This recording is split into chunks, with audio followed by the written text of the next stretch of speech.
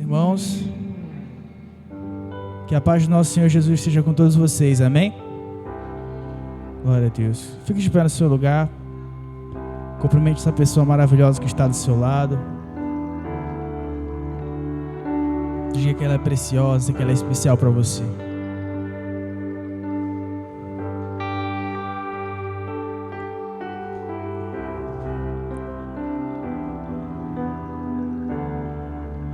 Em seguida, vamos para o nosso versículo, amém?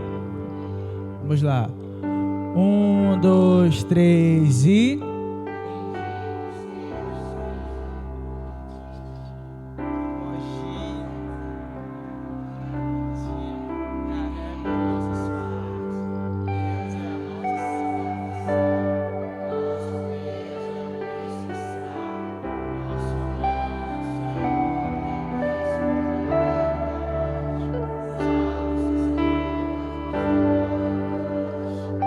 Glória a Deus. Feche teus olhos e vamos falar com o nosso Senhor. Senhor Jesus, muito obrigado, Pai. Obrigado pelo teu amor, obrigado pela tua bondade, pela tua misericórdia. Sabemos que o Senhor é um Deus poderoso, é um Deus altíssimo, que cuida de nós, ainda que não mereçamos nada, ó Deus. Queremos que o teu nome seja louvado, queremos que o teu nome seja engrandecido, Senhor. Perdoa-nos, ó Deus, por todos os nossos pecados, por tudo aquilo que fizemos que não te agradou, Senhor, por todas as atitudes erradas que tomamos, Jesus. Nos perdoa. Que teu nome seja engrandecido nessa noite. Louvado e exaltado seja o teu nome, Senhor Jesus. Santo, santo tu és. Adora Ele no teu lugar.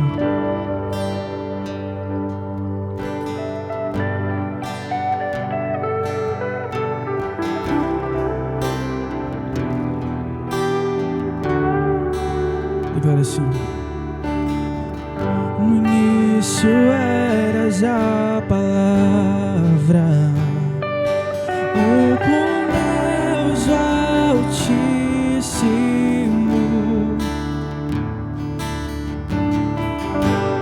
O mistério de tua glória, Cristo em ti se revelou. Oh, quão lindo esse nome é, oh, quão lindo esse nome é, o nome de Jesus, meu Rei. Oh, quão lindo esse nome é, maior que tudo Ele é. Oh, quão lindo esse nome é, nome de Jesus.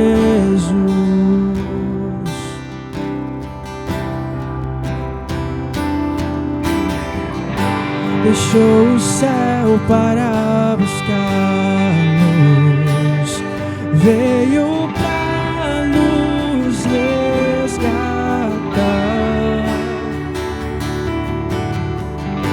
Amor maior que o meu pecado, nada vai nos separar.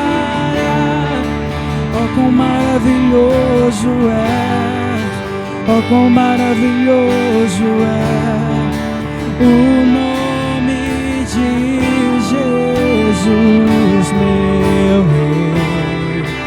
Oh, quão maravilhoso é, maior que tudo Ele é. Oh, quão maravilhoso é, nome de Jesus. Oh, quão maravilhoso é, nome de Jesus.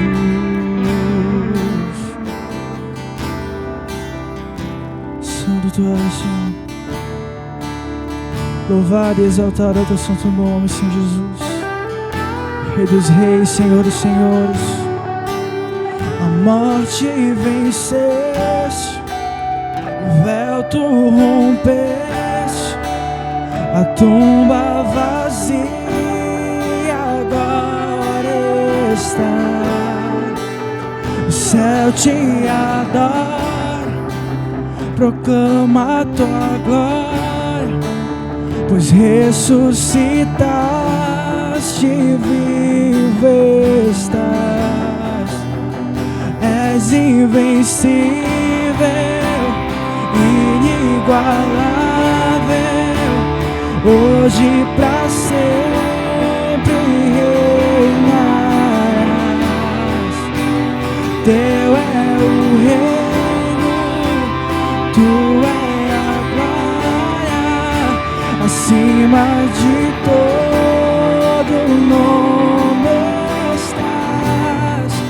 Poderoso esse nome é, poderoso esse nome é, o nome de Jesus, meu Rei. Poderoso esse nome é, mais forte que tudo é. Poderoso esse nome é, nome de Jesus. Poderoso esse nome é, nome de Jesus. Você pode declarar mais uma vez: a morte venceste. A morte venceste.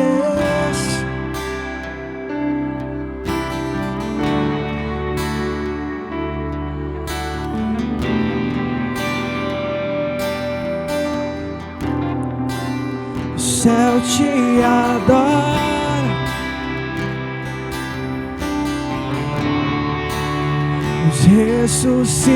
ressuscitaste e vivo estás. És invencível, inigualável, hoje pra sempre reinarás. Teu é o reino, tu é a glória, acima de todo nome estás. Santo, santo és, Senhor. Aplauda o nome dele nesse lugar, igreja. Louvado, exaltado seja o teu nome, Senhor Jesus.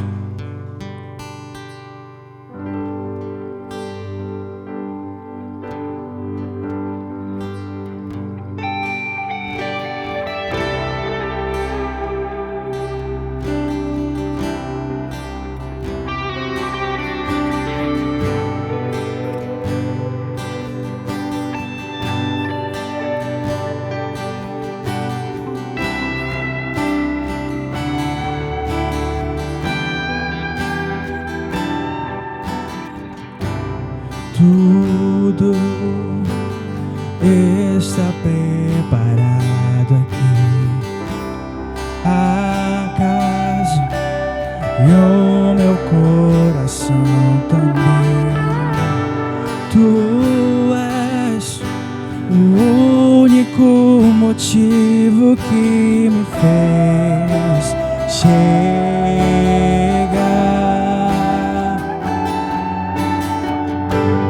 Os filhos já estão chegando aqui.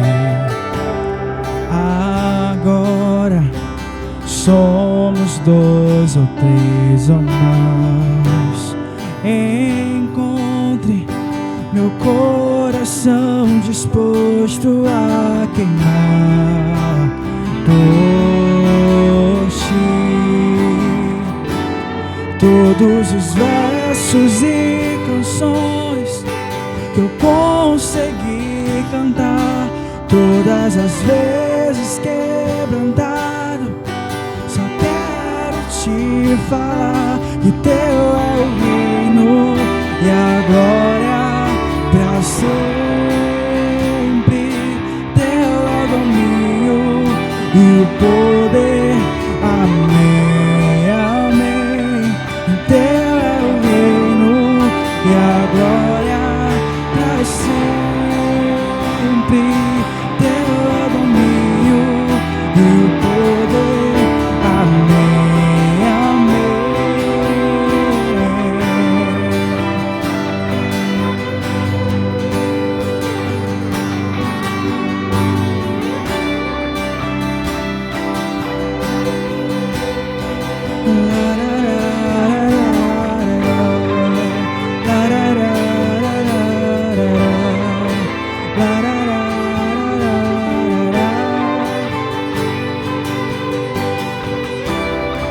és santo, só tu és santo.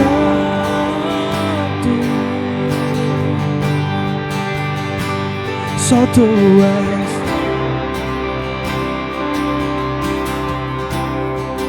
Não há outro como tu. Não há outro como tu. Não há outro como tu. Não há outro como Jesus. Só tu és santo.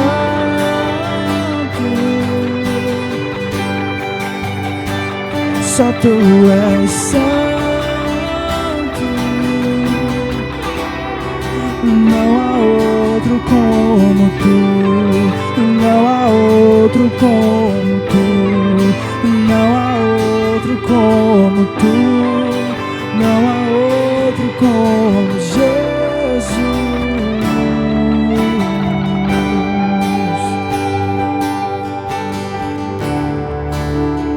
Uma coisa eu pedirei. Uma coisa vou pedir.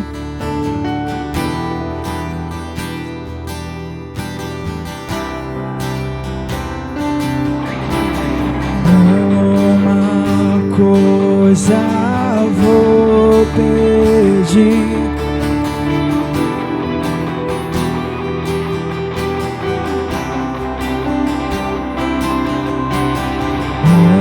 Uma coisa vou pedir. Deixa eu ficar nesse lugar todos os dias da minha vida.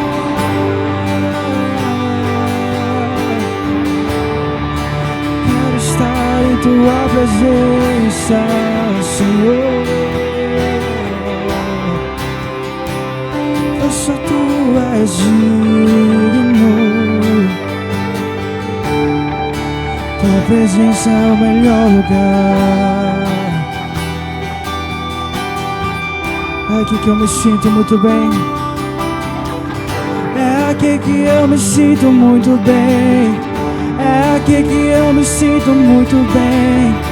É aqui que eu me sinto muito bem. Não há outro lugar melhor. Não há. É aqui que eu me sinto muito bem. É aqui que eu me sinto muito bem. É aqui que eu me sinto muito bem. Não há outro lugar melhor. Só tu és santo. Declare isso a Ele, igreja. Só tu és.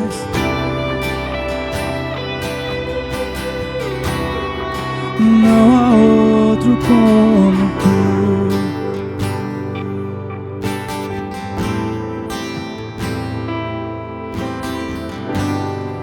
Não há outro como Jesus.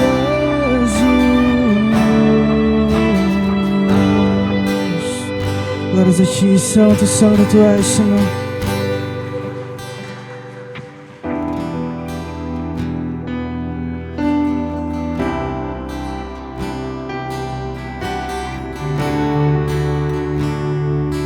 Toda honra e toda glória seja dada a ti, Senhor. Declarem. Porque dele, por ele, para ele são todas as coisas. Porque dele, por ele, para ele são todas as coisas. Porque dele, por ele,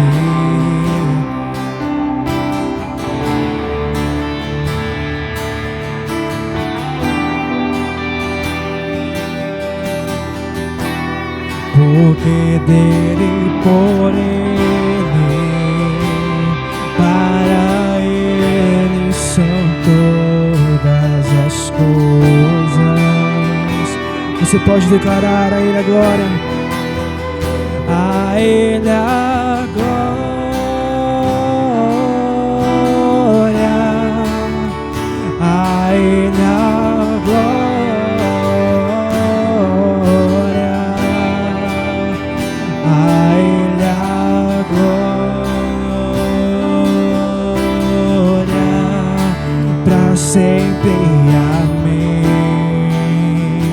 Declare isso mais uma vez. A Ele a glória. A Ele a glória.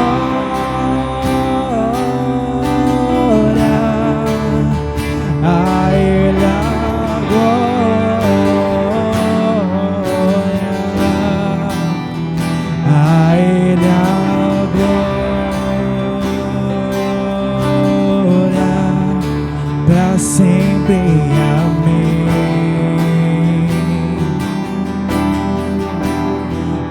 Profundas riquezas, o saber e o conhecer de Deus.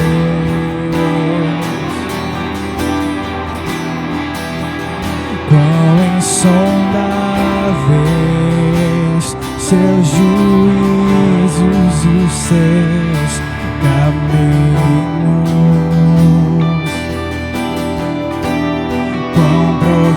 Das riquezas, o saber e o conhecer.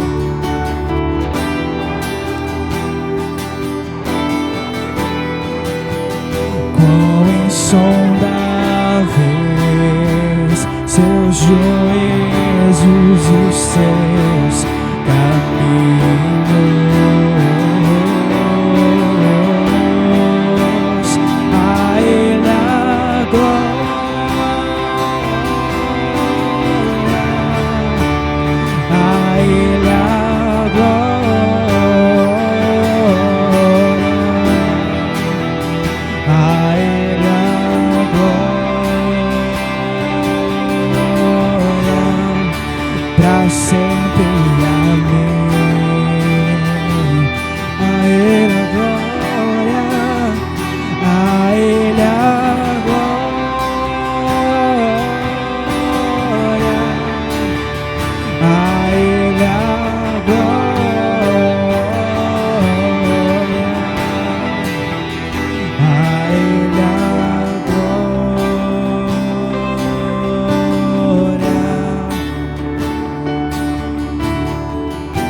A igreja pode declarar isso mais uma vez. A Ele a glória. A Ele a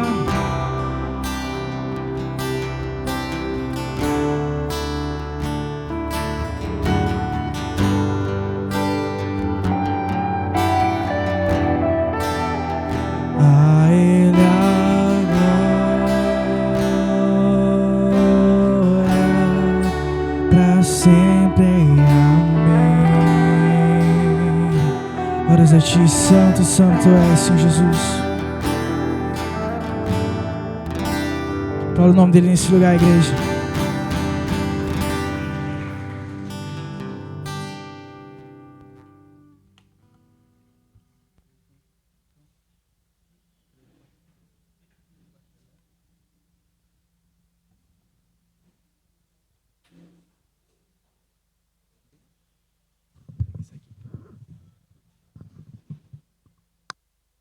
Igreja,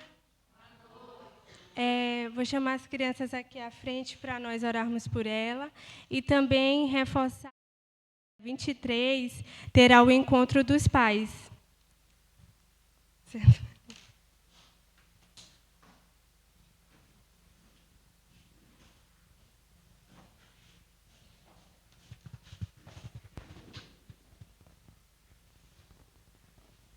Estendam a mão de vocês para cá e vamos orar por elas. Senhor Jesus, graças te damos por mais uma noite podermos estar em sua casa e por cada criança que aqui se faz presente. Que o Senhor possa abençoar cada uma delas e que elas possam aprender a sua palavra e pôr em prática. E que elas possam estar aqui todos os dias para aprender a sua palavra e também que o Senhor possa estar no coração dela e que a sua palavra possa transformar cada uma delas. Assim nós oramos e desde já lhe agradecemos em nome do Senhor Jesus. Amém.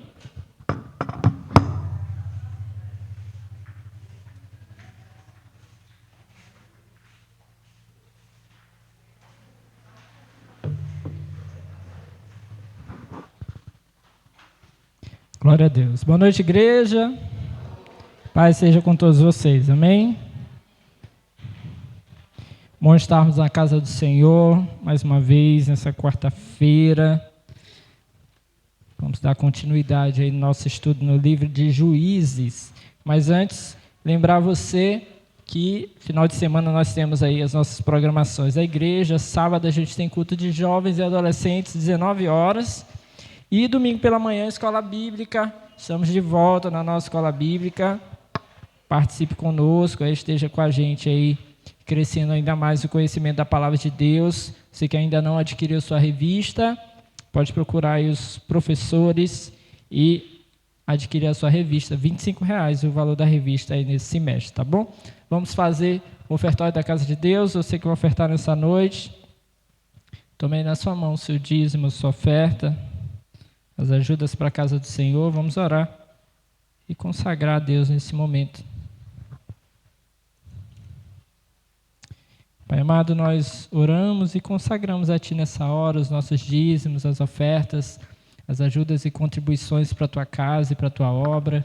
Que em nome de Jesus o Teu cuidado, favor e graça, Senhor, venham ser sobre a vida de cada um dos Teus filhos, que com alegria no coração, Senhor, meu Deus, sempre contribui para que essa obra, Senhor, meu Deus, siga levando o Teu Evangelho, anunciando o Teu nome, Senhor, e transformando vidas. Pai amado, nós oramos para que haja sempre sustento nos lares, alimento à mesa, e não falte, Senhor, que é necessário, Senhor, aos Teus filhos. Abençoa, Senhor, meu Deus, o trabalho, os negócios de cada um, que por meio do Senhor, do nosso trabalho, nós possamos também ser bênção, Senhor, sobre a vida de outras pessoas. Oramos também por aqueles que não têm o que ofertar, aqueles que talvez estejam passando por um momento de dificuldade, pedindo ao Senhor que abra portas de emprego, de negócios, de ganhos, capacitação, Senhor, à vida dos Teus filhos. Assim, Senhor, nós oramos e consagramos a Ti os nossos dízimos e ofertas. Amém e amém. Oferte com alegria na casa do Senhor.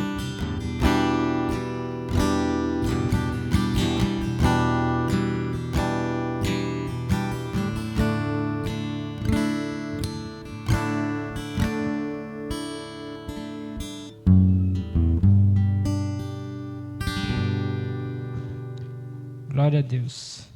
Livro de Juízes, capítulo de número 8.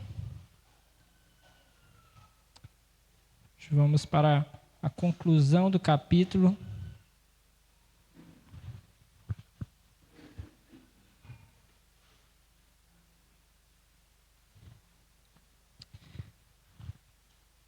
No culto passado nós fomos até o versículo 27.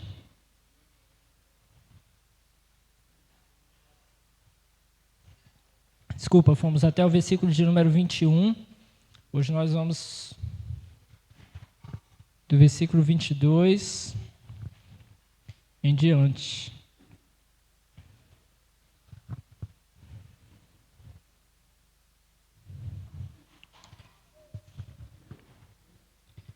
Juízes, capítulo de número 8, a partir do versículo de número 22. Todos acharam? Vamos ler. O texto diz assim: Os israelitas disseram a Gideão: Reine sobre nós, você, seu filho e seu neto, pois você nos libertou das mãos de Midian. Não reinarei sobre vocês, respondeu-lhe Gideão, nem meu filho reinará sobre vocês. O Senhor reinará sobre vocês. E prosseguiu: Só faço a vocês um pedido, que cada um de vocês me dê um brinco da sua parte, dos despojos. Os ismaelitas costumavam usar brincos de ouro. Eles responderam: De boa vontade os daremos a você. Então estenderam uma capa e cada homem jogou sobre ela um brinco tirado dos seus despojos. O peso dos brincos de ouro chegou a 20,5 kg, sem contar os enfeites, os pendentes e as roupas de púrpura que os reis de Midian usavam e os colares que estavam no pescoço de seus camelos. Gideão usou o couro para fazer um manto sacerdotal, usou o ouro para fazer um manto sacerdotal, que ele colocou em sua cidade, em Ofra. Todo Israel prostituiu-se, fazendo dele objeto de adoração. E veio a ser uma armadilha para Gideão e sua família. Assim, Midian foi subjugado pelos israelitas, e não tornou a erguer a cabeça. Durante a vida de Gideão, a terra desfrutou paz 40 anos.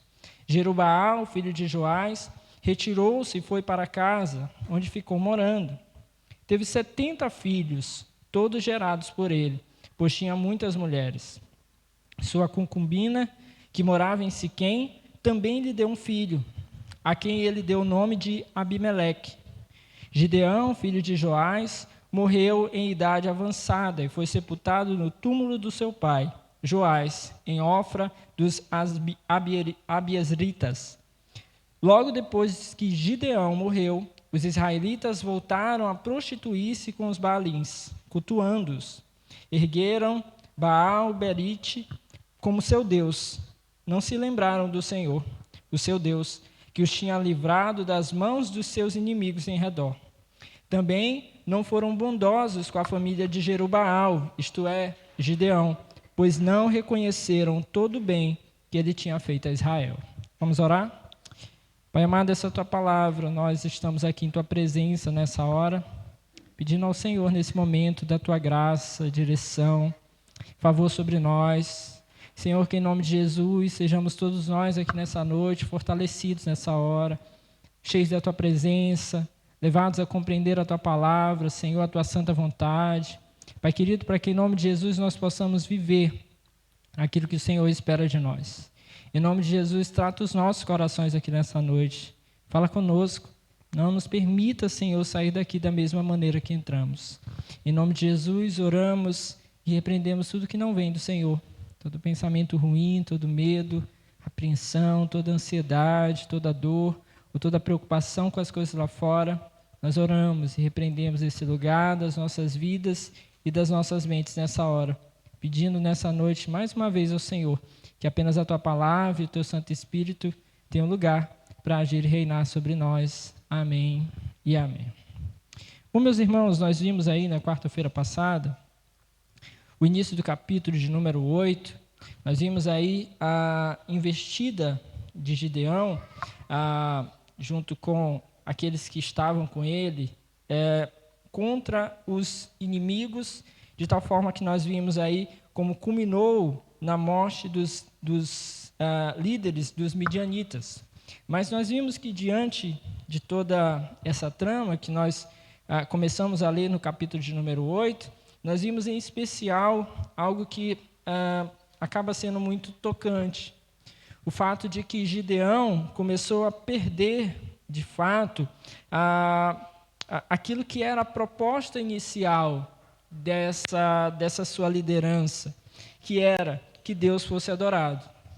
O Gideão, que começa essa batalha com 300 homens, porque assim Deus quis, para que o nome do Senhor fosse exaltado, de alguma maneira agora começou a se mostrar um homem que tenta ocupar o lugar de glória para si, tenta ocupar ali para si a referência no meio do povo, né? E nós vimos vários traços aí no meio dessa história que acabaram apontando para isso, e nós vimos então o quanto isso realmente é algo muito triste. Mas como eu disse a vocês no culto passado, as coisas não parariam por aí, e a história hoje ela vai continuar, e diante da continuidade dessa história nós vamos perceber como continua aqui o fato de que Gideão termina mal. Ele não conclui a sua vida da maneira como de repente poderia ter concluído, continuando completamente adorando a Deus. Veja só, a primeira coisa que nós vemos aqui a partir do versículo de número 22 é, logo depois de Gideão ter conseguido essa vitória sobre especialmente sobre os líderes dos midianitas, nós vimos aí no versículo 21, Zeba e Zalmuna, eles foram mortos por Gideão. Uma vez que Gideão consegue essa vitória, agora no versículo 22, nós vamos ver que os israelitas vão desejar que Gideão seja o seu rei. Eles querem Gideão como rei. Está aí o texto dizendo, eles disseram a Gideão, reine sobre nós, você, seu filho e seu neto, pois você nos libertou das mãos de Midian. Veja só, ao que nos parece, a resposta de Gideão no versículo seguinte, não reinarei sobre vocês, é uma resposta que demonstra aqui modéstia. Gideão começa aqui recusando esse governo. Ele não quer esse reinado. Lembre você que esse tempo aqui ainda não é o tempo dos reis sobre Israel. Não é o tempo dos reis. Deus está levantando juízes. O tempo, o contexto aqui em que Israel está envolvido é um contexto de frequente ruína. Israel se volta contra Deus, adorando falsos deuses, e adorando falsos deuses, então, Israel acaba que atrai juízo de Deus sobre si, e atraindo o juízo de Deus sobre si, passavam por tempo de aflição, e dentro desse tempo de aflição e de sofrimento, eles gemiam, clamavam a Deus, e Deus enviava ali juízes para resgatá-los, então, de todo esse sofrimento, para que eles pudessem, então, se reconciliar com o Senhor. Mas nós vimos aí desde o início do livro que isso vai se dar de uma maneira cíclica. Essa historinha ela vai se repetir com vários juízes. Então não há aqui nenhuma evidência de que Deus esteja chamando um rei sobre Israel. De fato, Israel precisa de um rei, mas não vai ser nesse tempo, não vai ser Davi, não vai ser Salomão, não vai ser Saul. O rei ainda viria, o rei Jesus. Esse rei ainda estava por vir. Então Israel precisa de um rei, nós precisamos de um rei, mas não são reis humanos. De alguma maneira aqui é bem provável que o povo de Israel possa ter tido, a priori, talvez um bom desejo, um bom posicionamento. Afinal de contas, de alguma maneira, o que Gideão externa até agora é uma devoção ao Senhor. Embora nós já tenhamos percebido traços ali no seu coração, nos versículos anteriores, traços de que Gideão está se apropriando dessa batalha, para um desejo pessoal, para uma vingança pessoal. Nós vimos ali nos últimos versículos, do versículo 18 em diante. Nós já percebemos esses traços. Mas aos olhos do povo, talvez isso não fique tão evidente. Talvez aos olhos do povo ainda fique a memória daquele Gideão que foi levantado em Ofra, que derrubou o altar de Baal, que construiu um altar a Deus, que teve encontro com o Senhor e que conduziu agora Israel a essa vitória para a glória de Deus. Então isso talvez ainda seja aquilo que está na mente do povo. Eles então provavelmente clamam ali a Gideão com essa expectativa. Talvez tenhamos agora um rei justo, talvez agora tenhamos um rei honroso, alguém que realmente possa nos conduzir ali para Deus. Talvez essa seja a expectativa de alguns.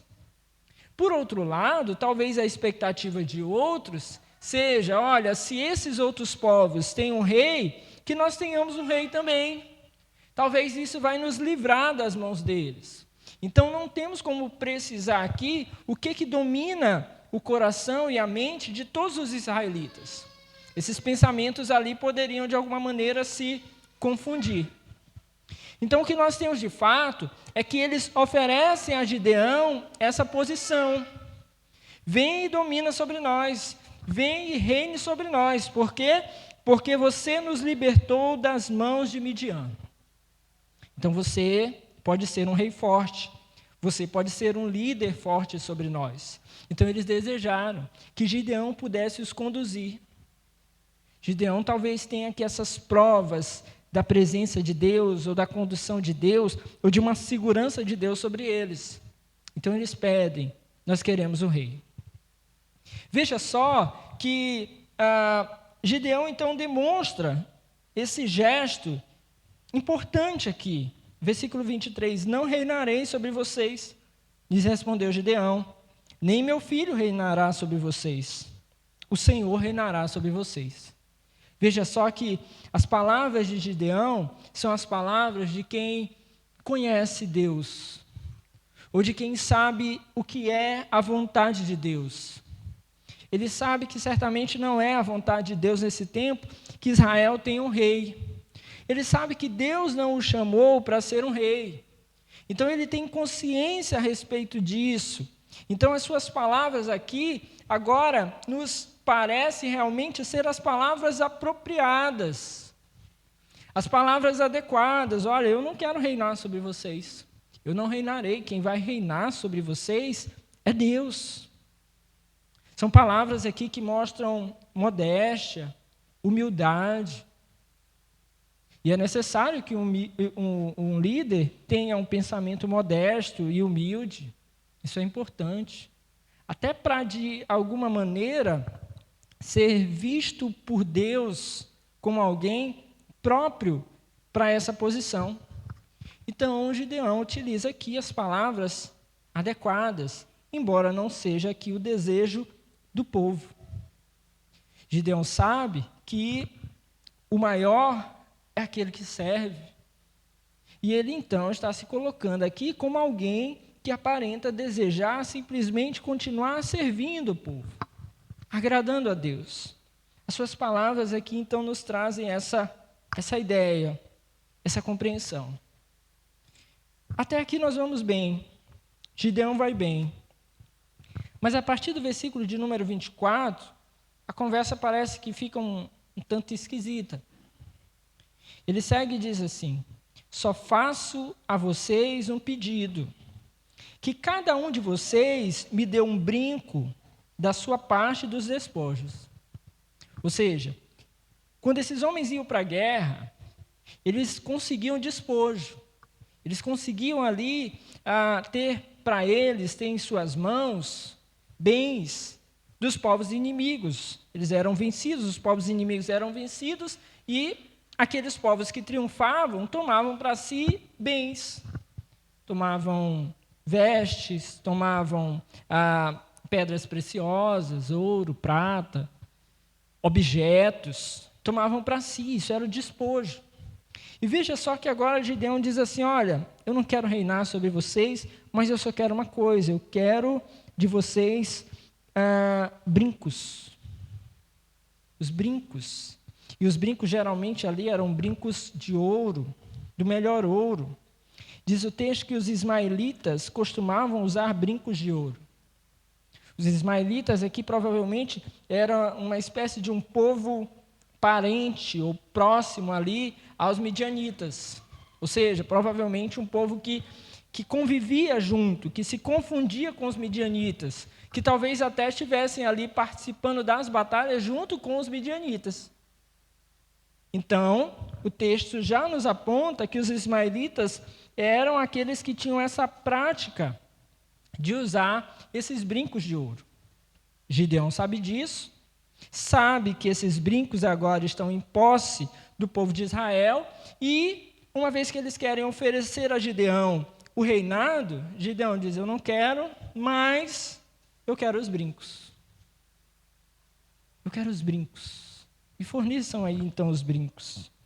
O texto nos diz, o versículo 25, que eles deram. O texto diz: de boa vontade os daremos a vocês.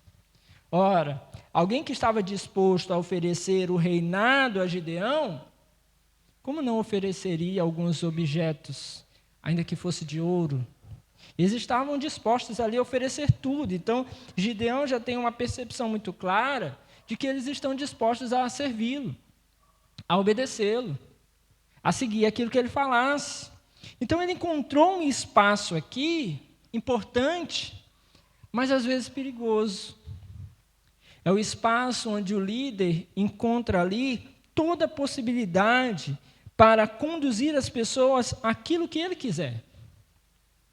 O líder ele consegue, muitas vezes, despertar uma confiança nas pessoas que, se bem usada, se bem administrada, tende a ser usada para o bem, para aquilo que agrada a Deus. Mas é um espaço também muito delicado, onde maus líderes podem se utilizar desse espaço podem se utilizar dessa confiança que o povo, que os seus liderados tenham, para aquilo que é mal. Na falta de crivo, naquele ambiente onde essas pessoas que são lideradas por ele só conseguem dizer assim, não, o nosso líder é bom, então tudo que ele falar é bom, essas pessoas podem estar, então, confiando nele demais e se abrirem demais. Então, o líder ele tem uma responsabilidade com essa autoridade que ele consegue diante das pessoas. Veja só, meus irmãos, que quando ele pede aos homens isso, nós temos na própria palavra de Deus um exemplo semelhante. Lá no livro de Êxodo, Arão pediu ao povo que lhes entregasse brincos de ouro. E o que ele fez com esses brincos? O texto bíblico nos mostra que ele fez um bezerro de ouro para ser adorado. Então veja só como é a mesma atitude. E veja só como, por meio disso, é possível que um líder possa conduzir o povo ao erro. É preciso, então, ter cuidado, é preciso ter prudência, é preciso saber o que está sendo feito. Veja só que é acrescentado aqui algo que provavelmente era a sua parte nessa vitória. O texto nos diz no versículo 26, o peso dos brincos de ouro chegou a 20,5 kg, sem contar os enfeites, os pendentes e as roupas de púrpura que os reis de Midian usavam e os colares que estavam no pescoço dos seus camelos. Como nós presumimos que isso aqui era a parte que era devida a Gideão, porque lá, nos versículos que nós lemos do culto passado, está lá Gideão vencendo Zeba e Zalmuna, versículo 21, eles são mortos, e o texto conclui dizendo que então Gideão avançou e os matou e tirou os enfeites do pescoço dos camelos deles. Então até os seus camelos eram enfeitados, tinham ali coisas preciosas neles. Então Gideão certamente tomou para si esses enfeites dos animais, tomou para si também certamente as roupas de púrpura dos reis, que não deviam ser pouca coisa. E essa é a parte de Gideão. Gideão toma tudo isso, a sua parte do despojo, que ele teria direito, que o Senhor lhe permitiria, assim como permitia sempre a Israel, ou quase sempre, a menos que fosse uma ordem de Deus, como nós vemos no livro de Josué, que houve em determinado momento uma ordem de Deus para que eles não pegassem o despojo, excetuando-se quando Deus dava essa ordem expressa, era comum que eles tomassem o despojo. Mas Gideão não fica só com a sua parte. Gideão pede, como nós vimos, brincos de ouro de todo o povo. E eles vão, então, concedem isso a Gideão. Qual é o problema em tudo isso? Nasce na intenção do coração de Gideão, provavelmente, e nós vamos ver uma atitude que vai ser desencadeada aqui inadequada. Quando alguns autores vão analisando esse texto, pensar assim, não, Gideão só foi inconsequente. Se nós pensarmos que Gideão só foi inconsequente, ainda assim ele tem responsabilidade. Porque olha o que Gideão fez. O texto diz no versículo 27, que Gideão usou o ouro para fazer um manto sacerdotal, que ele colocou em sua cidade, em Ofra. Todo Israel prostituiu-se, fazendo dele objeto de adoração, e veio a ser uma armadilha para Gideão e sua família. Veja só, se nós considerarmos que Gideão foi apenas imprudente, construir ou mandar fabricar a partir desse despojo um manto sacerdotal ultra luxuoso, já foi imprudente. O que eram os mantos sacerdotais? Eram vestes específicas dos sumos sacerdotes. O que Gideão faz? Quando Gideão manda fazer, confeccionar um manto sacerdotal luxuoso, nas vestes sacerdotais estavam lá, por exemplo, o Urim e Tumim. Se você acompanhou com a gente a série no livro de Josué, nós falamos a respeito de era uma espécie de objeto que o povo, ou pelo menos os sacerdotes, utilizavam ali para lançar sortes e entender, vamos dizer assim, o que Deus queria, qual era a vontade de Deus. Então o sacerdote tinha essa responsabilidade. Estava em suas vestes, por exemplo, Urim e Tumim. Quando Gideão, sem ser colocado um sacerdote, manda confeccionar uma peça dessa, o povo já com seu coração, que queria Gideão como líder, como rei, Gideão manda confeccionar isso. E o texto nos diz que ele mandou colocar essa peça lá na sua cidade. E você vai lembrar que é na cidade de Ofra, que lá no capítulo 6, Gideão foi ordenado por Deus a construir um altar para Deus. Então o que tem lá é a cidade de Gideão, que agora é respeitado perante o povo. É a cidade onde está o altar que foi construído para Deus pelas mãos de Gideão. E agora está a veste sacerdotal que Gideão mandou fazer, hiperluxuosa. Está aqui posto, meus irmãos, junto com o desejo do povo de que Gideão seja um rei, tudo que é necessário para que se crie aqui a figura de alguém que deve ser adorado. Gideão, alguns vão entender que de maneira inconsequente, criou um ambiente de adoração, que tira a adoração de Deus e volta a adoração dos homens para a pessoa de Gideão. É na sua cidade, foi ele que conduziu a vitória do povo, a libertação dos midianitas, que eram um povo muito forte, muito opressor. É ele que construiu aquele altar, ele venceu os midianitas naquela cidade. E agora ele está com uma veste sacerdotal que atrai os olhos do povo. É como se ele dissesse implicitamente: olha, consultem a mim, ou consultem a mim nesse lugar, ou, no mínimo, adorem a Deus onde eu estou mandando, onde eu coloco como referência. Eu digo agora onde Deus deve ser adorado. Mas nada disso saiu da boca de Deus. Nada disso saiu da boca de Deus. Não há nenhuma evidência que isso tenha saído da boca de Deus. Então, se nós considerarmos que Gideão foi apenas inconsequente, ignorante em relação àquilo que ele fazia, desatento, se nós considerarmos que foi apenas isso que aconteceu, que era um gesto bem intencionado, mas que saiu errado, aqui nós já temos um problema. É por isso, meus irmãos, que não é suficiente a nossa boa intenção. É por isso que não é suficiente apenas o nosso desejo de fazer algo para Deus quando nós não consultamos o que Deus quer. Quando nós não sabemos qual é a vontade de Deus. Mas eu quero fazer para Deus, eu quero fazer assim, eu acho que tem que ser assim. E nós podemos criar coisas inadequadas. Há um risco aqui muito grande. Por situações assim, vamos considerar mais uma vez imprudentes, muitas pessoas já cometeram muitos equívocos.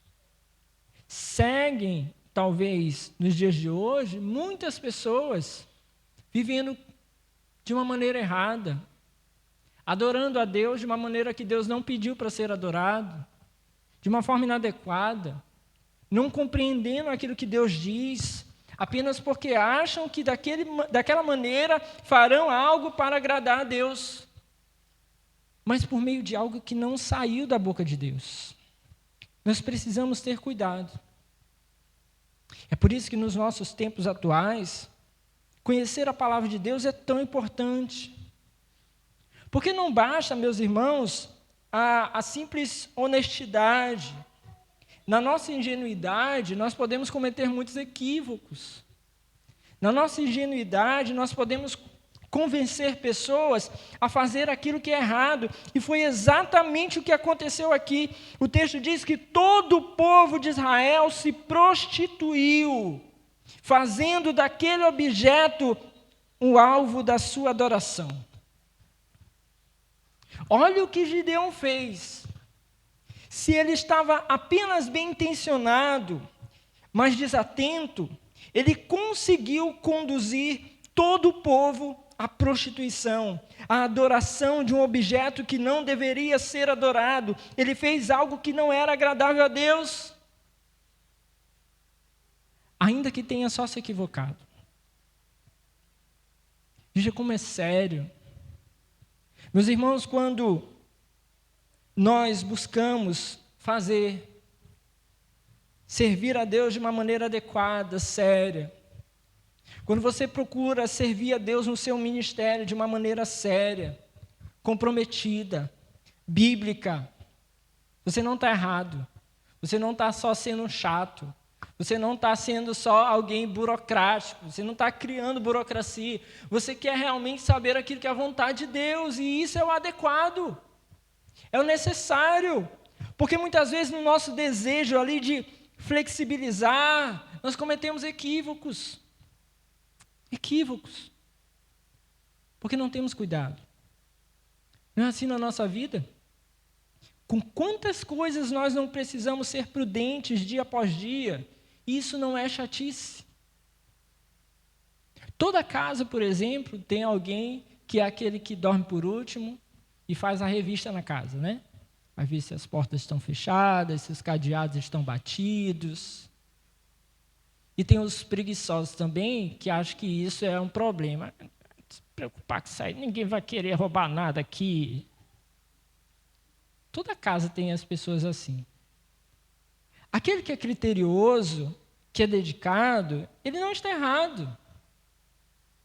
Ele não está errado.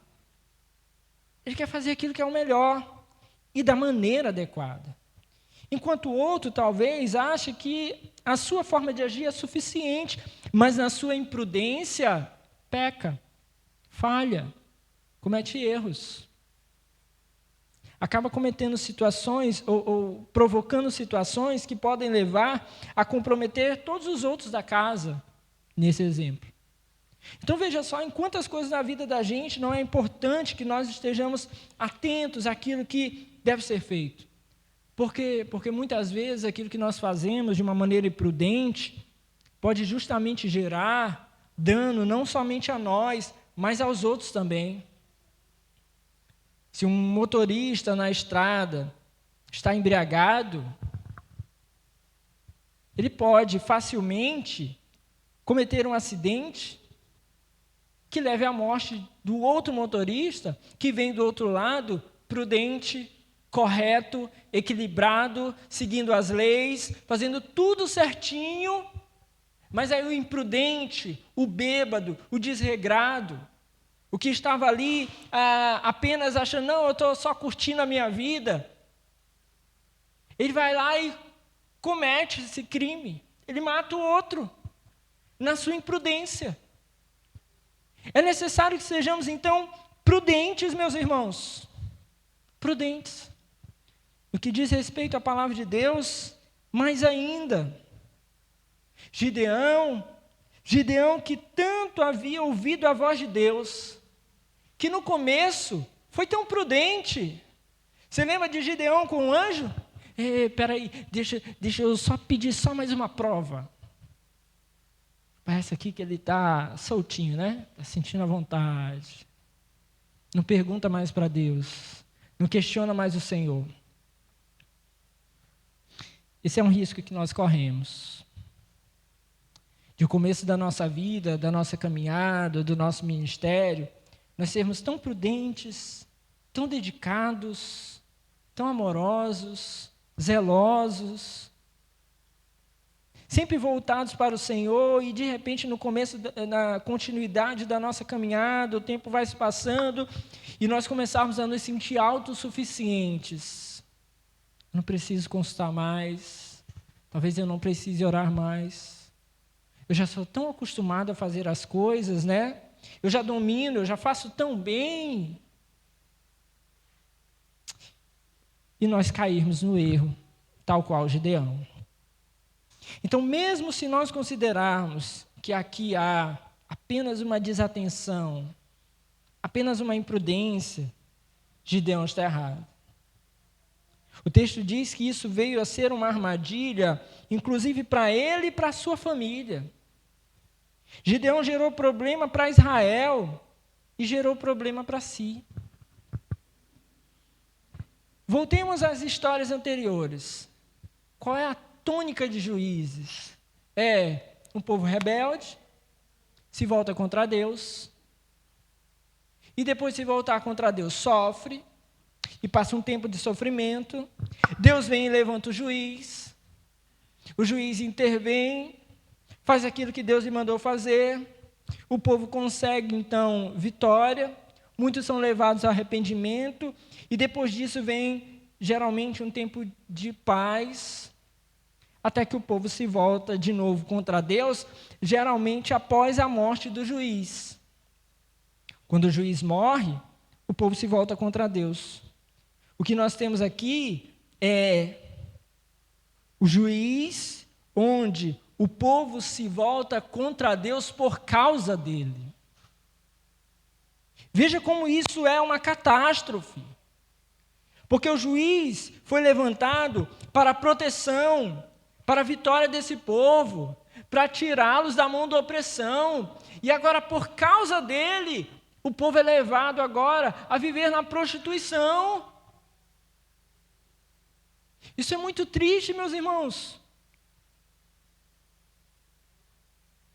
É um pastor que tem a responsabilidade de guiar o povo de Deus para o conhecimento da palavra de Deus, para viver para a glória do Senhor, desvia o povo. Por que Paulo, nas suas palavras, traz critérios tão rigorosos para o ministro? É justamente por isso. Porque uma atitude de um ministro pode desviar toda uma igreja, pode desviar todo um povo, pode fazer tantas pessoas considerarem que aquilo é apropriado. Tem um aí que eu gosto de seguir ele na internet, só para acompanhar as heresias mais atualizadas que ele tem. Ele sempre tem umas boas, assim, ele me surpreende sempre. Mas eu penso assim, não vem mais. Ele tem muita carta na manga.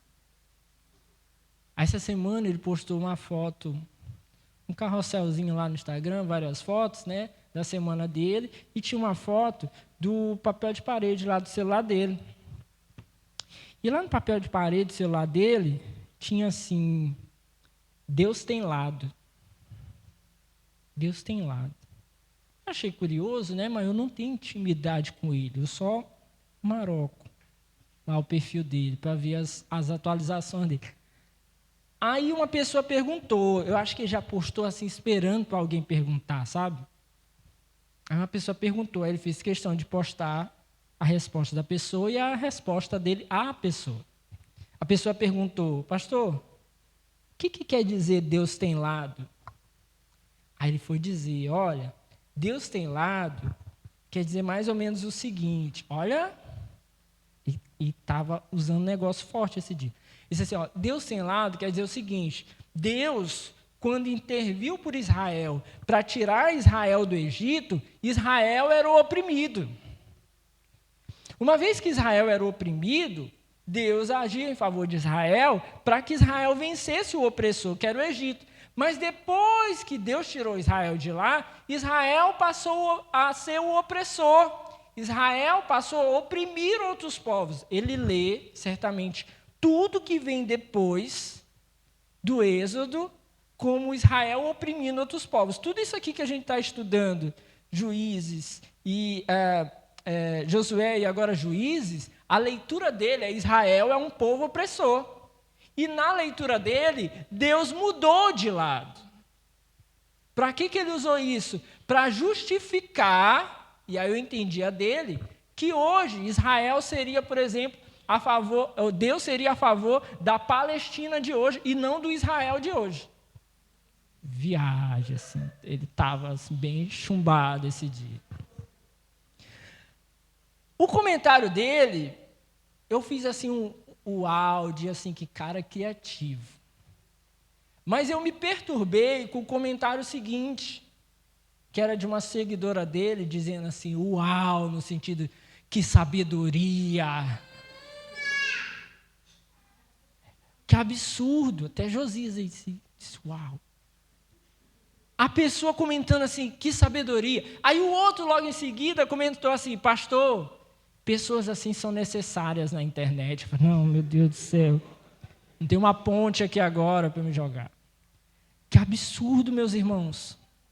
Mas você veja que alguém que se apresenta como líder, como pastor de uma igreja, ele sempre vai encontrar pessoas que vão ouvir as suas palavras e vão dizer assim, isso provém de Deus, a responsabilidade dele é muito grande, assim como a sua condenação também será muito grande. Ele será colocado diante de Deus, e Deus julgará isso. E Paulo fala sobre isso diversas vezes. Veja só que está aqui a responsabilidade de Gideão. E se Gideão cometeu apenas um equívoco, ele já está errado. Olha o que o texto segue dizendo. Que assim Midian foi subjugado pelos israelitas e não tornou a erguer a cabeça. Midian foi vencido, óbvio. Deus havia conduzido essa vitória. Isso estava no plano de Deus. Midian seria vencido. Quer o coração de Gideão tenha mudado no meio do caminho ou não, a proposta de Deus é que Midian seria vencido, os midianitas seriam vencidos. E eles foram vencidos. Diz o texto ainda que durante a vida de Gideão, a terra desfrutou paz 40 anos. Só que, meus irmãos, um texto não anula o outro. A palavra está dizendo que a terra desfrutou paz, mas o texto acima está dizendo que o povo se prostituiu. Então é uma falsa paz. É uma paz aparente. Eles só não estão sendo atacados por povos inimigos, mas o coração deles está corrompido. E aqui é um problema. Quando a gente vive essa sensação falsa de paz. Quando a gente está pecando gostoso. A gente está pecando e está achando que está tudo bem. Eles continuaram nos rituais. Especialmente aqui em Ofra, né, na terra de Gideão, onde eles acharam um lugar adequado ali para adorar. Eles continuaram, certamente, considerando que estavam adorando a Deus, mas, ao mesmo tempo, o texto nos diz que eles estavam prostituídos. Então, vejam o engano em que eles estão enfiados. Esse sentimento de paz, meus irmãos, quando nós estamos embrenhados no pecado, ele é muito danoso. Porque melhor é, meus irmãos, que os nossos olhos se abram, que se caiam as escamas dos nossos olhos e nós possamos perceber os nossos pecados e possamos chorar diante deles e lamentar diante de Deus e nos arrepender de uma vez, do que ficarmos sendo enganados de que está tudo bem. Não é seu amigo quem fica mantendo você no pecado. Não é seu amigo quem olha para você e vê você pecar e acha que está tudo bem. Não é seu amigo. Ele não quer o seu bem. Não quer. Crianças, adolescentes e jovens, por exemplo, dão show em achar que os pais sempre estão contra eles, né? Só muda o endereço e o nome. Mas é tudo igual, em todas as casas. Mas se os pais estão alinhados com a palavra de Deus, é porque querem o seu bem. É porque querem que você faça a vontade do Senhor. Melhor esses do que aquele amigo da escola, da faculdade. Aquele que anda com a gente e diz assim, tá tudo bem, nossa, teu pai é besteira, teu pai. Essa tua mãe, esse pessoal é muito retrógrado. Não, é muito, né? Estou usando retrógrado, até a palavra retrógrado é retrógrada. Eles devem ter alguma palavra deles, assim, do seu tempo. Né? Não.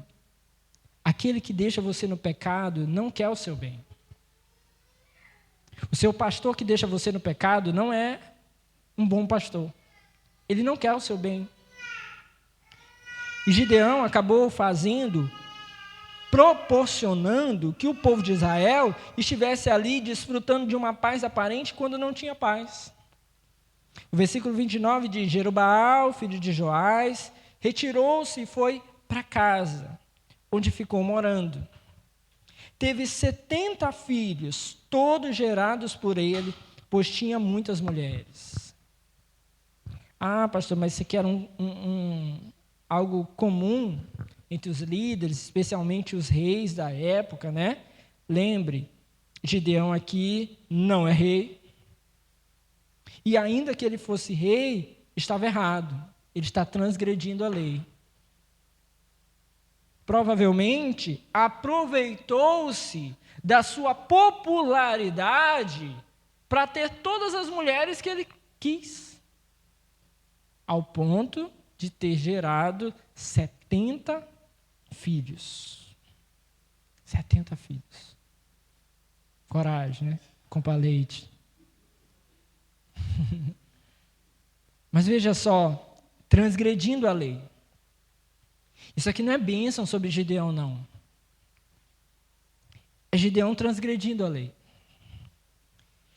Além dessas tomadas como mulheres, ele ainda tinha uma classificada como concubina, que morava em Siquém. Acho que quando ele estava cansado das não sei quantas mulheres que ele tinha, ele disse, vou dar uma escapada ali em Siquém.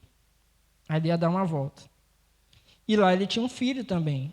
Aqui ele deu o nome de Abimeleque. Veja só, Gideão está aqui vivendo. Há um comentarista que ele vai dizer assim, olha, não, Gideão aí ele voltou para sua terra, ele foi viver ali. Ele estava errado nisso, mas não tem como, meus irmãos, achar que está tudo bem aqui no resto da vida de Gideão. Ah, mas ele não quis o reinado. Ele não quis o reinado, mas ele está se aproveitando do sucesso. Viralizou. Todo mundo sabe quem é Gideão. E ele se aproveitou disso. Pareceu um cantor sertanejo por aí, né? Viajando o Brasil e plantando suas sementes. Gideão se aproveitou disso. Veja só, tem algo bem profundo aqui. Com a sua concubina, ele teve um filho, a quem ele deu o nome de Abimeleque. Você sabe o que quer dizer Abimeleque? Abimeleque é literalmente, meu pai é rei. O mesmo Gideão que disse, eu não quero ser rei, nem eu, nem meu filho, nós não vamos ser reis sobre vocês. Deus é que vai ser rei sobre vocês. Ele teve um filho, a quem ele deu o nome de meu pai é rei. Sabe o que é isso?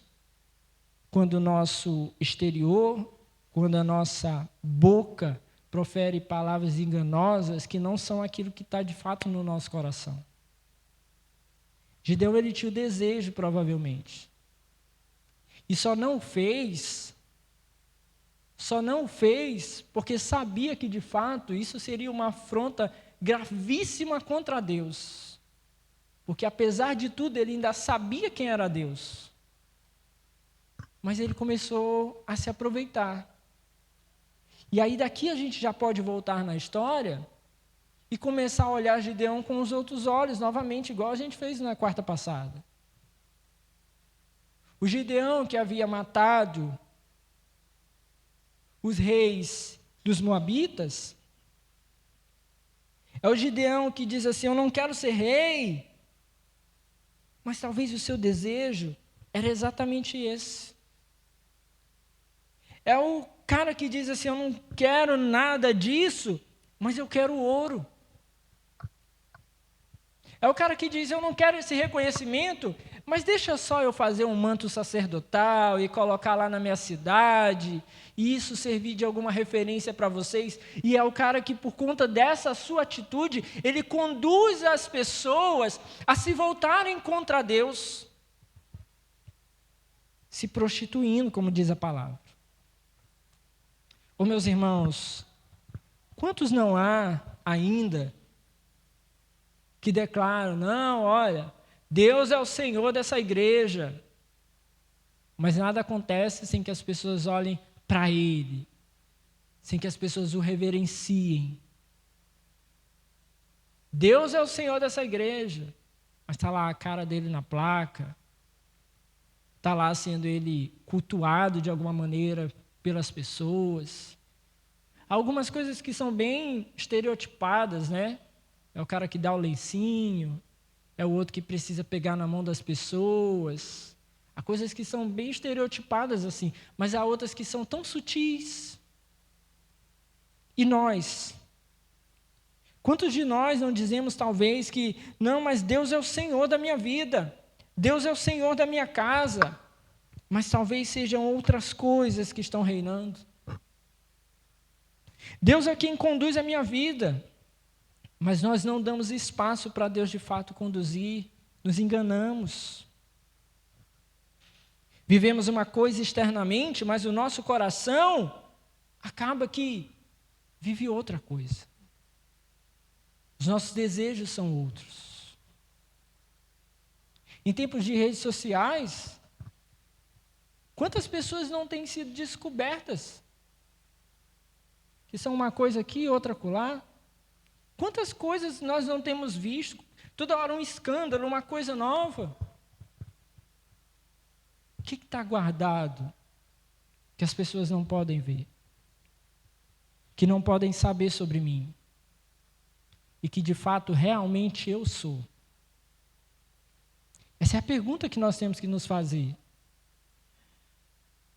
Será que aquilo que eu sou não é aquilo que eu escondo dos outros? Porque se isso é o que acontece, nós temos um risco muito grande. Primeiro, em relação àqueles com quem nós convivemos, porque essas coisas acabam escapando eventualmente, sabe? Acaba escapando. Às vezes no falar, às vezes numa postura. Acaba escapando. Aquilo que é uma mentira, de alguma maneira vai ser revelado, ser visto por olhos mais atentos, ou simplesmente num equívoco nosso, quando a gente não estava preparado ali para esconder. Ou, meus irmãos, em segunda instância, ou na verdade numa instância maior, o próprio Deus, que conhece os nossos corações, a quem nós não enganamos. Nós não enganamos a Deus. De Deus não se zomba, Paulo diz. Nós não podemos zombar do Senhor. Por isso é tão preocupante, meus irmãos, qualquer espécie de falsidade no nosso ser. A vida cristã deve ser uma vida transparente. Transparente. Porque esses nossos desejos íntimos, em algum momento tendem a aflorar. Gideão deixou aflorar no dia de registrar o filho com a concubina. Esse aqui é o mais distante. Então nesse aqui bota o nome dele. Meu pai é rei. Porque era o que eu tinha vontade sempre, assim, sabe, a ser rei. Eu não aceitei mesmo, porque, mas é a minha vontade. Mas eu estou provando de tudo isso. Olha as mulheres que eu tenho. Olha os acessos que eu tenho. Olha quantas coisas eu posso provar aqui no final da minha vida. Ele não diz isso com as suas palavras, mas as suas ações revelam isso. Porque muitas vezes nós não vamos declarar os nossos pecados com palavras. Vejam, meus irmãos, como tudo isso é tão delicado. Quando nós convivemos com pessoas que dissimulam, que enganam, é tão mais difícil. Melhor é um inimigo declarado, com quem nós podemos nos preocupar, do que aquele que se passa por amigo. Aquele que se passa por irmão. Paulo chega a dizer que esses que se passam por irmãos, com esses vocês nem devem sentar. Então veja só, meus irmãos, nós não podemos dominar o outro, mas a nós nós podemos filtrar o nosso ser. O que é enganoso em nós? O que eu uso como mentira em casa, no trabalho, nos meus relacionamentos, na igreja? O que eu uso como mentira? Eu cansei de dizer aqui para vocês que, para mim, é saudável o chamado trabalho secular. Saudável e importante, porque me pressiona. Porque seria maravilhoso poder viver apenas para a obra do ministério. Mas as pessoas só me conheceriam nesse ambiente, talvez isso me deixasse um pouco mais suscetível a achar que é muito fácil enganar os outros. Mas quando eu estou lá fora e as pessoas me conhecem e sabem, olha, ele está aqui, mas ele é pastor também. Isso é tão bom para mim. Me pressiona, me aperta, me confronta. E eu sei que eu preciso manter isso de uma maneira íntegra. Íntegra.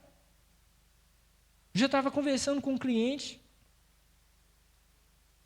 E aí falando com ele de negócios e tal. Quando ele terminou de falar, aí eu lembrei que eu tenho ele no Instagram e eu nunca mais vi nem ele, nem a esposa dele numa igreja que eles estavam indo, estavam frequentando. Aí eu falei, cara, mudando de assunto, não está mais indo para a igreja, não? Aí ele, pô, cara, não estou mais indo, não. Aí mandei uma figurinha para ele, né? Brincando, para entrar no assunto. Aí eu falei, que foi? Aí, pô, depois que eu comecei a me envolver com política, aí eu não me sinto nem mais adequado. Política deve ser um negócio bom, né? Para muita gente. Ele não se sente mais nem adequado de ir para a igreja. Eu falei, pô, cara, mas vai, pelo menos de vez em quando. Ele, eu estou me mudando mais lá para perto da igreja lá que eu estava indo. Eu falei, ótimo, ótimo. Uma das coisas que é importante é ser acessível, principalmente quando você tem dificuldade. Ser acessível à igreja vai facilitar demais. Um cara que está ali inconstante, que não se converteu de verdade, ter pelo menos a proximidade vai ajudar. Eu falei, cara, mas vai. Agora, meus irmãos, eu te pergunto, se o que eu estou acabando de falar com ele sobre negócios, eu falo de uma maneira como o mundo vê muitas vezes os negócios, de uma maneira errada, ilícita, inadequada, com mentiras, qual a moral que eu tenho para daqui a pouco entrar com ele e dizer assim, tu não está indo para a igreja, não? Não tem, não sobra. Logo, ele iria expor a minha falsidade. E é justamente por isso que eu acho isso uma maravilha de Deus para a minha vida. Enquanto Deus quiser permitir, para mim está bom também. Porque me ajuda a ser um bom pastor, a me adequar para a minha vida na minha casa, na minha família. Não ter engano, não ter mentira. Isso não quer dizer que nós somos perfeitos. Agora, se nós, com toda a dedicação, já temos tantas imperfeições, imagine, meus irmãos, se nós nos entregamos a isso como Gideão, que no meio da sua caminhada se entrega aqui agora aos seus próprios desejos. Então, o seu filho é filho do rei, porque é o desejo do seu coração. O texto segue e diz, versículo 32, Gideão, filho de Joás, morreu em idade avançada e foi sepultado no túmulo do seu pai, Joás, em Ofra dos Asbieritas. Alguns vão dizer, olha, veja só como ele terminou a sua vida pacato, calmo, tranquilo. Não acredito dessa maneira. Porque o fato de estar naquela cidade, como dito agora há pouco, remete a todo o ambiente que ele criou aqui de idolatria. com aquele manto sacerdotal, com um povo com um coração prostituído, talvez indo adorar naquele lugar. É se manter no foco, é se manter aos olhos das pessoas que estão com o foco errado. Porque nós precisamos apontar para Deus e não para nós. Aqui é um equívoco daqueles que acham que está tudo bem, ele só voltou ali para a sua terra, foi sepultado ali no túmulo do seu pai. Há um grande equívoco aqui.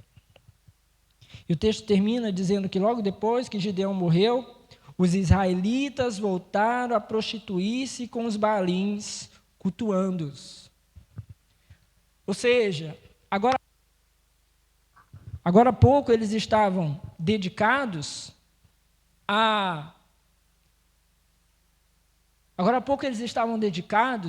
a si mesmos, às suas ideias equivocadas.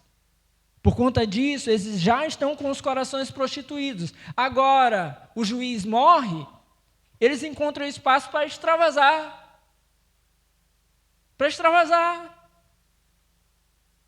Porque muitos filhos de crente, meus irmãos, esperam completar a maioridade e se transformam. E os crentes ficam assim, mas meu filho vivia na igreja. Porque os seus corações já estavam prostituídos e corrompidos. Eles só esperaram a maioridade para poder dizer assim, papai e mamãe, agora eu tenho mais liberdade, né? Então deixa eu viver minha vida. Quantos e quantos casos assim? De cristãos que dizem assim, eu não sei o que aconteceu com meu filho. A faculdade tem grande influência? Tem. Mas eu tenho certeza que não é só isso. Muitas vezes é o coração já inclinado, desejoso, mas enquanto estava debaixo da batuta dos pais, não podia ali revelar tantas coisas. É por isso que nós pais, desde a tenra infância, precisamos sondar os desejos pecaminosos, maliciosos dos nossos filhos. Desde a tenra idade. A perversidade dos seus corações deve ser sondada. Dias atrás, a Alice gosta de pedir para, bota TV, bota uma coisa. E aí a gente diz não, e quando diz não, ela se ira, né? Fica daquele jeito. Maria do bairro.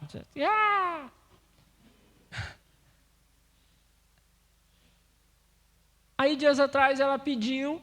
Quando ela pediu, aí a gente botou. E quando a gente bota, a Sofia até já começa a rir ali. Ela fica toda amorosa. Papai, te amo. Mamãe, te amo. Pecado. Por quê? Porque cumpriu aquilo que ela queria. 3 anos de idade. Aí Neuza disse assim, olha Alice, eu queria que você ficasse assim, é quando eu te digo não. É quando teu pai diz que não pode. É quando teu pai diz que não vai colocar. Ela instantaneamente virou para mim e disse assim, papai, não era nem TV nesse dia, era uma outra coisa que ela ficou muito feliz que ela ia ter. Acho que era alguma coisa que ela ia comer, algo do tipo. Aí ela virou para mim e disse assim, papai, bota a TV para mim. Eu falei, não Alice, não é hora de TV. Aí ela, tá bom, papai, eu te amo, papai. Falsamente. Pecado. Certamente pecado. Certamente pecado. Dissimulada. E a raiva é isso, é porque a gente acha engraçado na hora e é pecado.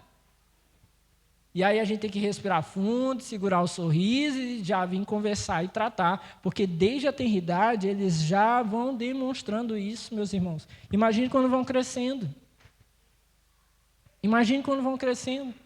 A gente acaba vivenciando essas coisas e nós precisamos estar atentos. Por quê? Porque veja o exemplo do povo de Israel. Enquanto eles estavam ali, enquanto Gideão estava ali, eles só não se prostituíram com os outros deuses, mas bastou que Gideão morresse. O coração deles, que já estava prostituído, agora se volta para novos deuses. Eles nem vão mais para o mesmo Deus. Olha o que o texto diz. Ergueram Baal-Berite como seu Deus. Eles foram para um outro Deus, Baal-Berite. Baal-Berite é um nome que significa, algo como Deus ou o Senhor do concerto. Os comentaristas apontam que provavelmente era como se fosse uma entidade que imitava Deus. Deus tinha um concerto, tinha uma aliança com Israel. Era como se ele fosse um Deus que imitasse essa aliança. E o povo de Israel, que tinha aliança com Israel, quando Gideão morre, vai fazer uma aliança com Baal-berite. Vai servir um outro Deus. Porque bastou-lhes uma oportunidade. Vejam, meus irmãos, como os nossos corações devem ser sondados. Porque se nós estamos andando na linha só porque somos pressionados, estamos andando na linha só porque estamos aqui convivendo na igreja, estamos andando na linha só porque meu pai está de olho, minha mãe está de olho, o irmão está de olho, o pastor está de olho, minha esposa está de olho, tem algo muito errado. Quem sou eu e quem é você quando ninguém nos vê? Quem sou eu e quem é você? A quem nós adoramos quando não somos pressionados a adorar a Deus? A quem nós adoramos? A quem nós prestamos culto quando não temos obrigação de prestar culto a Deus? Isso nós devemos nos perguntar. Para que não sejamos depois pegos na ruína e nos lamentando, meus irmãos. Nos lamentando. O texto conclui dizendo que eles não se lembraram do Senhor, seu Deus, que os tinha livrado das mãos dos seus inimigos em redor. Também não foram bondosos com a família de Jerubaal, isto é, Gideão, pois não reconheceram todo o bem que ele tinha feito a Israel. Veja que os seus corações agora, completamente entregues à corrupção, não reconhecem nem a Deus nem o homem. Não reconhecem nem a Deus nem o homem. Porque nós temos visto tantos casos de filhos tirando a vida dos pais.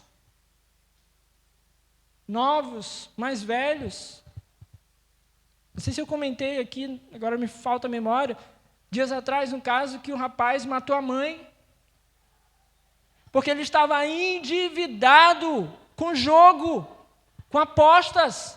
Empréstimos para fazer apostas, a mãe dele pressionando ele, paz em você, a mãe por volta ali de 50 anos, e ele tamanho homem de 30 anos, morando dentro da casa da mãe, vivendo às custas da mãe, endividado, matou a mãe. Mas a mãe dele que trocou suas fraldas. O homem inebriado pelo pecado não reconhece quem cuidou. Não reconhece quem o dirigiu, não reconhece nem o seu Deus.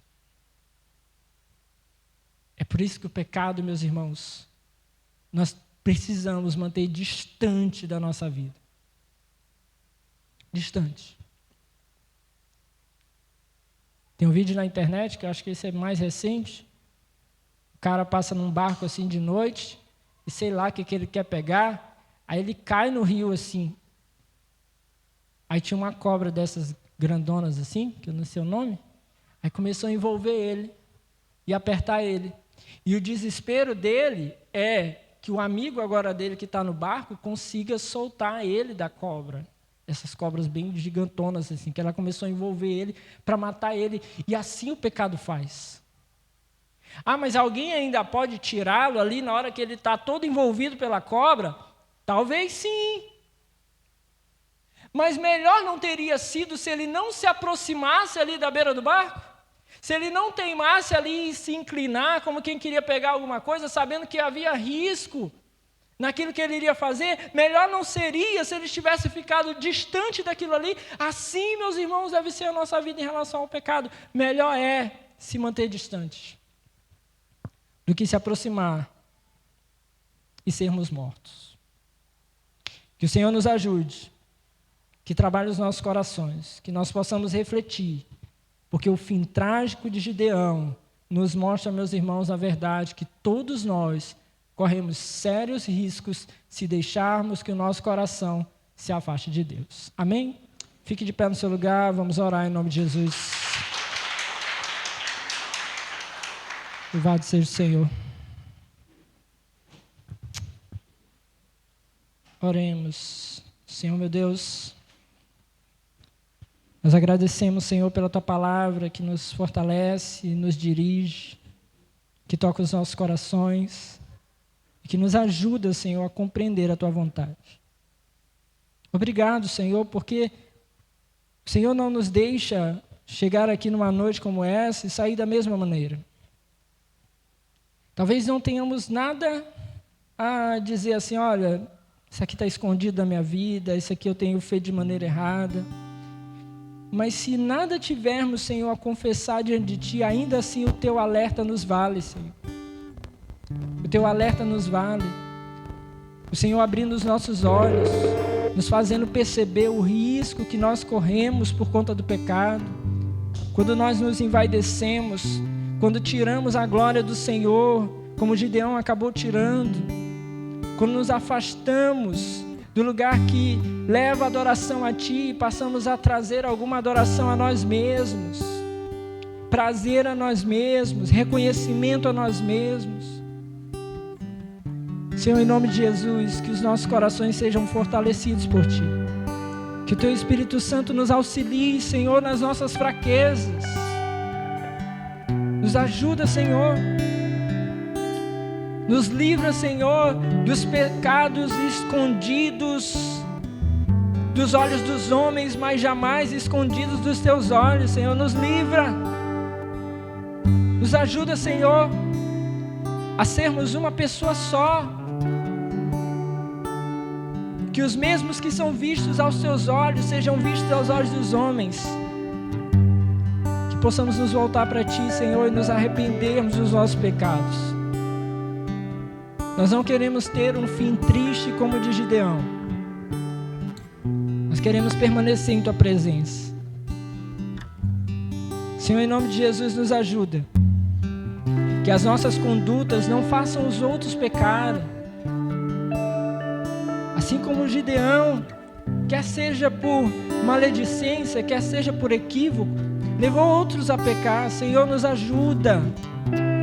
Que possamos guardar a nossa língua, os nossos gestos, os nossos olhares, que o nosso coração seja tratado pelo Senhor.